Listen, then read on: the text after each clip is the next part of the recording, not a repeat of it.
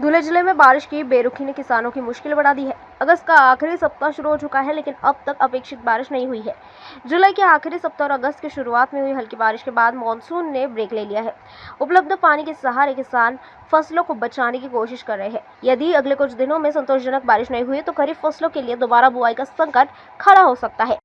बारिश की अनियमितता का असर फसलों की वृद्धि पर भी दिखाई दे रहा है। कृषि विशेषज्ञों ने फसलों में विभिन्न रोगों के प्रकोप की आशंका जताई है। किसानों से फसलों का नियमित निरीक्षण करने और जरूरत के अनुसार दवा का छिड़काव करने की अपील की गई है। वहीं किसानों ने सरकार और जिला प्रशासन से तत्काल राहत और आवश्यक उपाय करने की मांग की है।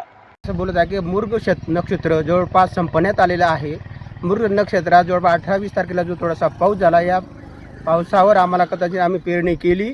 पेरणीचं आता 7-8 दिवस झाले तर उगवण शक्ती जी बियाणाची 100% नाहीशी झालेली आहे। आमच्यावर दुबार पेरणीचं संकट मोठं आहे। त्याकरता सरकारने काहीतरी आम्हाला मदत करावी, बी बियाण्याचा खर्च तात्पुरता द्यावा बा, ही एवढी अपेक्षा आम्ही सरकारकडून करतो। आमच्याकडे पावसाने जवळजवळ 15 दिवसापासून दडी मारली आहे व मध्यंतरी 10 दिवस पहिले एक अर्धा तास पाऊस झाला, पेरणी झालेली आहे, परंतु त्याची उगण्याची क्षमता खलास झाली। तर आमचं म्हणणं एवढंच आहे की शेतकऱ्यांना कमीत कमी बी बियाणाचा खर्च द्यावा, एवढी आमची अपेक्षा आहे। आपल्याकडे घेतला जातो। तर साधारणतः आता मागचा जो पाऊस पडला तो खूप जास्त पडला होता, 160 mm च्या आसपास पडला होता। आणि त्याच्या आधी त्याने बरेच दिवस दडी मारलेली होती आणि त्या कारणाने एकदम पाऊस पडल्यामुळे पिकांमध्ये कापूस पिकामध्ये आकस्मिक रोग ज्याला म्हणतो तो रोग मोठ्या प्रमाणात आला। मरचे प्रमाण काही ठिकाणी वाढले।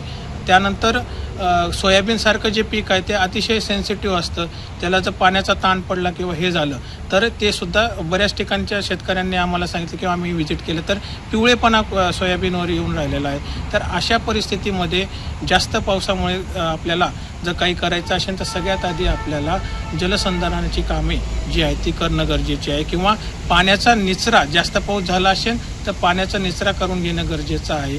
त्याच्यानंतर काही याच्यामुळे जास्त पावसामुळे कीड आणि रोगाचं प्रमाणसुद्धा वाढतं, तर त्याचंसुद्धा आपल्याला एकात्मिक कीड आणि रोग व्यवस्थापनामध्ये आपल्याला त्याचं नियंत्रण करून घेईल। कापसाच्या बाबतीत सांगायला गेलं तर आकस्मिक मर किंवा बुरशीजन्य मरचं प्रमाण वाढलेलं आहे। धुळे जिल्ह्यात जवळपास खरीपामध्ये 75 ते 80% कापूस आपला घेतला जातो। तर अशा वेळेस शेतकऱ्यांनी जर 22 किंवा M45ची आवळणी आपण खाली केली तर ह्या बुरशीजन्य रोगाला आपल्याला आळा देता येतो।